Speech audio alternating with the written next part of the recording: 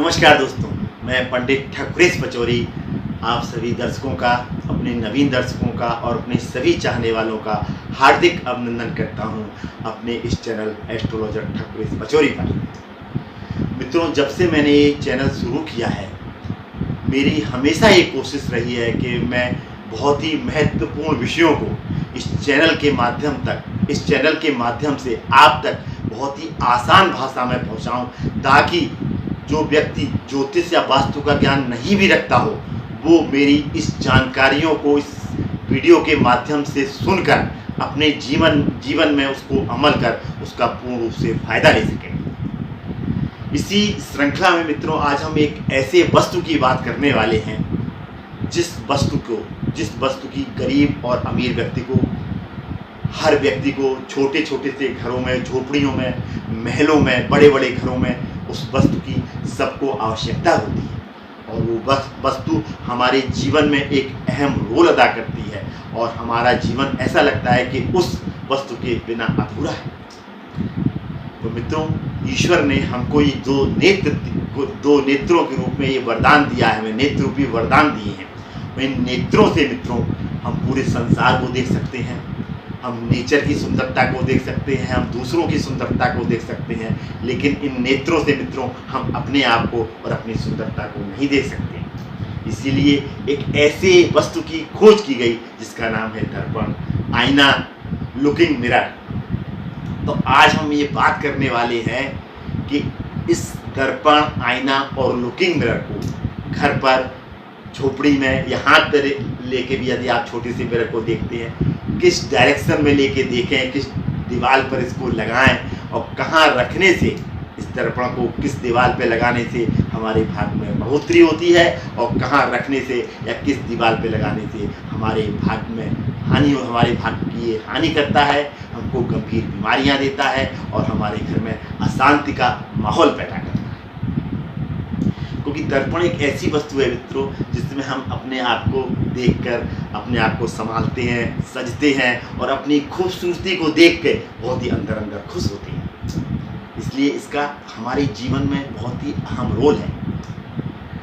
तो आइए मित्रों, अब हम बात करते हैं कि इस दर्पण को हम घर की किस दीवार पे लगाएं तो वो शुभ होता है। तो सबसे अच्छा जो इसका सर्वोत्तम स्थान वास्तु में माना गया है मित्रों दर्पण का, वो तो या तो हम उत्तर की वॉल पे लगाएं या पूरब की वॉल पे लगाएं या उत्तर और पूरब का कोना, जिसे ईशान कोण कहते हैं, उस कोने पे लगाएं। यहाँ पे लगाने से मित्रों क्या होता है कि जो पॉजिटिव एनर्जीज हमको नॉर्थ से, ईस्ट से या नॉर्थ ईस्ट कॉर्नर्स जो मिलती हैं, वो पॉजिटिव एनर्जीज से हमारा घर प्रभावित पूर्ण रूप से रहेगा। क्योंकि जो दर्पण का जो नेचर है वो आने वाली एनर्जी को, जो एनर्जी उसको सामने से मिल रही है, उनको रिफ्लेक्ट करता है, उनको परावर्तित करता है। जैसे हमने नॉर्थ की दीवार पे यानी उत्तर की दीवार पे, पूरब की दीवार पे या उत्तर और पूरब के कोने में यदि मिरर लगा दिया है, तो हमें दक्षिण से आने वाली नेगेटिव एनर्जी, पश्चिम से आने वाली नेगेटिव एनर्जी या पश्चिम और दक्षिण के कोने से आने वाली नेगेटिव एनर्जी जो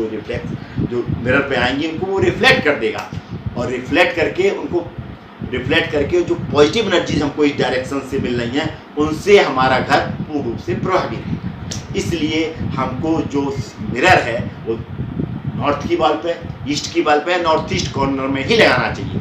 यदि हम साउथ की दीवार पे लगाते हैं या पश्चिम की दीवार पे लगाते हैं या पश्चिम और दक्षिण के कोने में लगाते हैं, तो हमको ये नेगेटिव एनर्जी देगा। क्योंकि साउथ में मित्रों यम का वास माना गया है, पश्चिम दिशा से भी हमको नेगेटिव एनर्जीज मिलती हैं, ये हमारे प्रोसेस को स्लो कर देता है, और दक्षिण पश्चिम कोने से भी हमको पॉजिटिव एनर्जीज नहीं मिलती हैं। इसलिए हमको मिरर इन्हीं स्थानों पे लगाना है, क्योंकि यहाँ पे उत्तर में आपका कुबेर का वास है, पूरब में सूर्योदय होता है और उत्तर और पूरब के कोने में हिमालय का वास है और भगवान शिव का वास है। इसलिए मिरर का सर्वोत्तम स्थान मित्रों यही है। तो यदि आपने कहीं गलत दिशा में मिरर लगा रखा है, लुकिंग मिरर, तो इस वीडियो को देखने के बाद उसको मित्रों तुरंत हटा के सही दिशा में लगा लीजिए। फिर आप देखिए आपके जीवन में कितना परिवर्तन आ जाएगा। और एक चीज़ का और ध्यान रखिए मित्रों कि बेडरूम में कभी भी लुकिंग मिरर मत लगाइए। यदि जगह नहीं है घर में, माना बेडरूम में लगाना जरूरी है, तो इस चीज़ का विशेष ध्यान रखिए मित्रों कि सोते समय आपके शरीर का कोई भी पार्ट उस दर्पण में न दिखाई दे, यानी उसका प्रतिबिंब दर्पण में न दिखाई दे। क्योंकि होता क्या है, यदि शरीर के किसी भी पार्ट का प्रतिबिंब दर्पण में पड़ेगा तो आपको ये बीमारियां दे देगा, गंभीर बीमारियां दे देगा। कभी कभी आदमी मृत्यु की तरफ भी चला जाता है।